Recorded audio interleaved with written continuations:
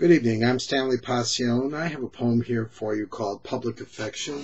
It has a subtitle that goes, Love in a Busy Place. With that, let me begin it.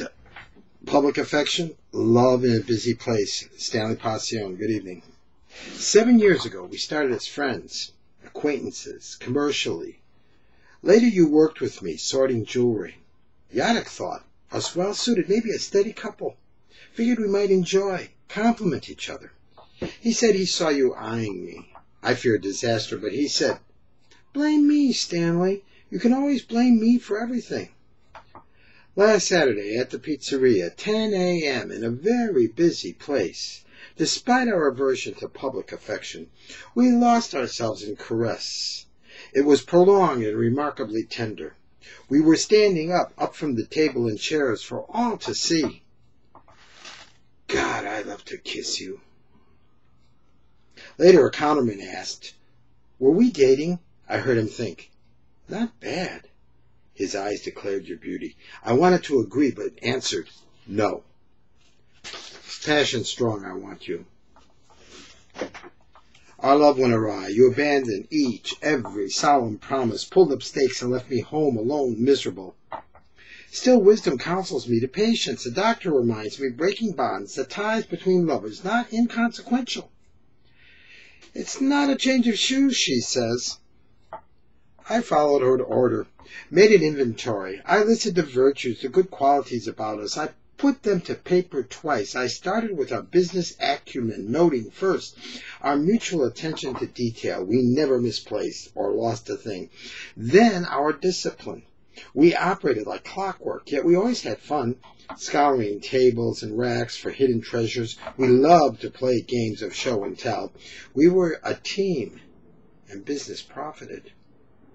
Next, continuing Doctor's precepts, I wrote how we had worked out personal protocols, settled on behaviors, and aimed daily to create well-being and household harmony. I marked our mutual hope, the promise that, carnal and spiritual fat, years of it we felt, the dream of proverbial bounty fantastic was ours.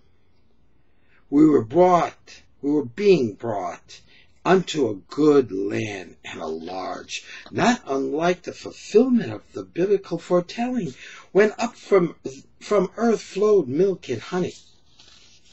Reconsider the plus and minuses. Love's ledger. And your skill at cost accounting's good. You must surmise how tiny the downside be, and know the total burden amount to no great sum. Frugal, you never needlessly cast away a thing, yet waste time. Squander the crafted continuum, the more than year and half, our life to date, discard wantonly though you profess love.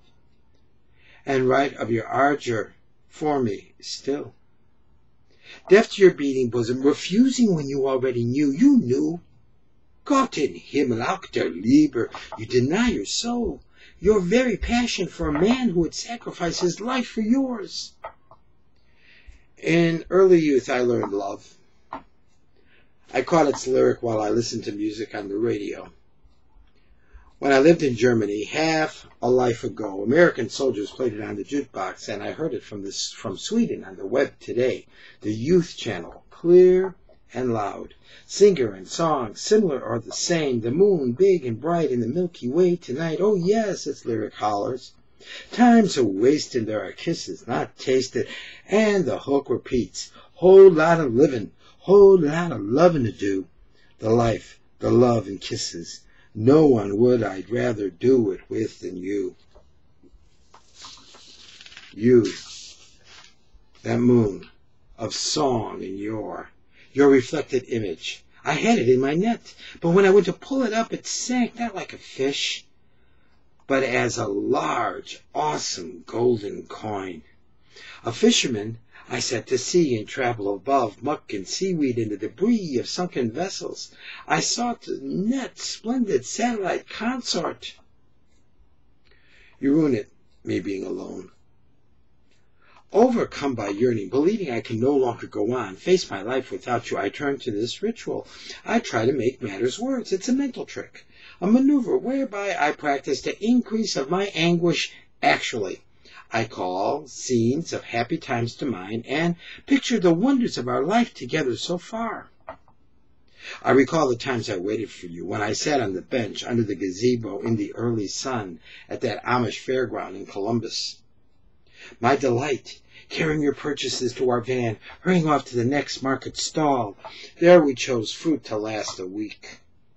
And then I hark back to the highway near Princeton. The late sunlight dappled through the trees, touched my arm at the window in such a magic way that I told you the moment, this present instance, the happiest in my life. Oh, how good, how good! I, wide awake with an eidetic dream, glimpsed the New Jerusalem. Gott in Himmel, alles geht gut mit der Welt. When these, among my fondest daydreams, have truly knocked my spirits flat, I return again. I recall one instance more, one more, still another rapture, and bring it to the fore. It is then I know I can withstand anything. I am not weeping, just weary with you in mind.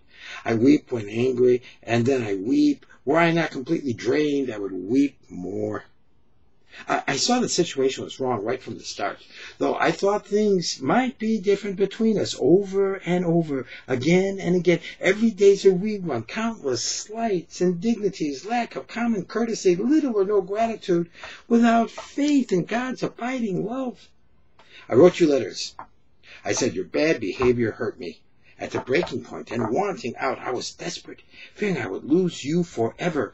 I believed your plea and vow. Take me back, I'll change. I'll be good, I swear. I made you put it in writing. And for a short time things improved, though ultimately what you wrote meant nothing. You led me on. Your rearing has not allowed veracity.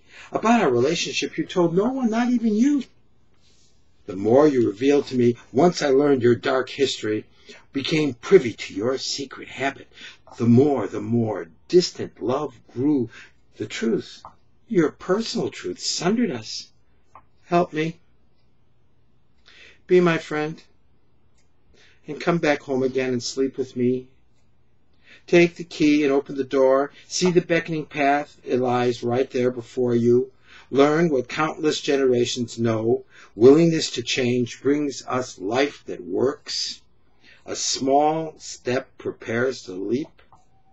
Remember the sweet, sweet caresses. Wait not. So soon all opportunity vanishes.